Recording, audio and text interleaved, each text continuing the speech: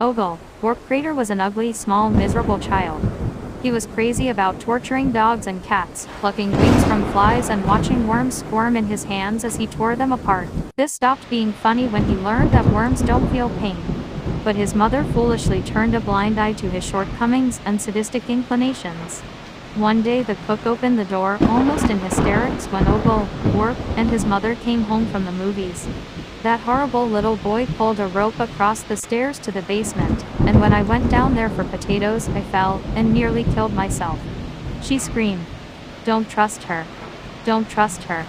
She hates me," yelled poor little Ogle, Warp with tears in his eyes, and began to sob as if his heart was about to burst.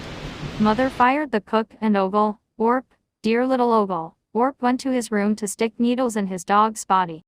When Mom asked why Spotty was screaming, Ogle, Warp replied that he had broken glass in his paw. He said he was taking them out. Mom got that little Ogle, Warp was the embodiment of angelic kindness. One day, when Ogle, Warp was out in the field looking for more torture victims, he discovered a deep, dark well. He called down, hoping to hear the echo. "Hey!" A soft voice answered him. "Hello, Ogle, Warp." Ogle, Warp looked down but saw nothing. "Who are you?" asked Ogle, Warp. "Get down," the voice said. "We'll have a lot of fun." And Ogle, Warp went downstairs. A day passed and Ogle, Warp did not return. Mom called the police. A search was organized.